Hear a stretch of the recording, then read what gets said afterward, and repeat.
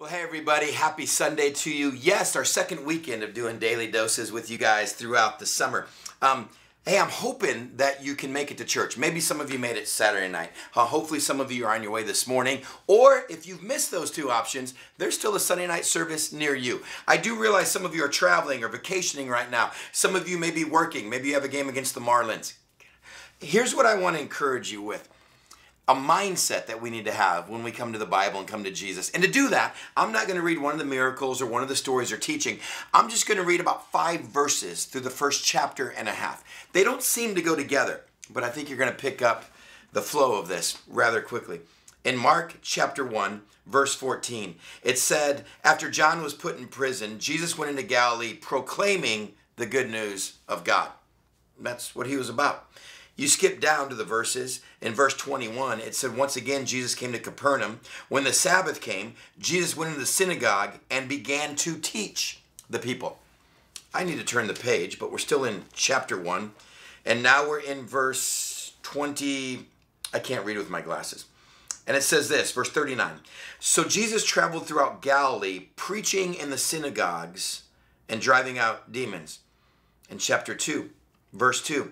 It said so many people gathered at the house, there was not room left, not even outside the door, and Jesus preached the word to them.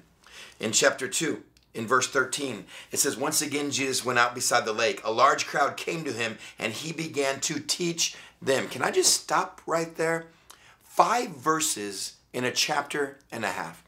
And I love that almost every time Mark puts Jesus in a new situation, in a new town, in a new house, in a synagogue, he keeps pointing out, Jesus came to teach. He came to teach. He came to teach. He came to teach. He came to teach. You can continue circling all these all the way through the book of Mark. In fact, in Matthew, in Luke, and John as well.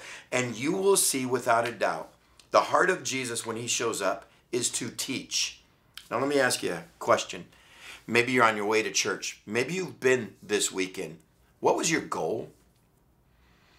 If you follow a God whose primary purpose is to teach, and you want to connect with that God, then our heart must be a heart willing to, that's right, learn. And yet how much of our prayers, how much of our talking with God is God teach me, God build me, God mold me, God make me? Or if you're like me, most of my prayers are, God help me, God give me, God lead me, God bless me. Sometimes I wonder if I'm missing a real connection with God because I'm missing the heart of Jesus.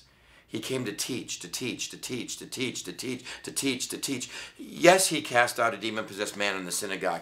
Yes, there was a paralyzed man lowered down that interrupted his teaching, and he did miracles. He did miracles not because that was his main priority, but because they were getting in the way of teaching. And the heart of God came out when the hurt of humanity came to him. But make no mistake about it, his main goal was to teach. Even when he was in that crowded house in chapter 2, where the paralyzed guy was lowered down, he didn't just heal the man, he turned that into a teachable moment. In fact, we'll cover that tomorrow in our daily dose. For today, if you're on your way to church, here's what I encourage you with. Every time you enter growth group, a church service, a Bible study, a podcast you're watching, stop and just say, God, teach me. Whatever you want to teach me today, that's my desire. And if that's your desire, my bet is you're going to encounter God's desire. Because his desire, he'll bless you. He'll heal hurts and pains. The love of God sees the hurt of humanity and will have his compassion. But his desire is to teach us, not to bless us, to make us more like him. Once we find that heart in us, we'll find God's heart for us.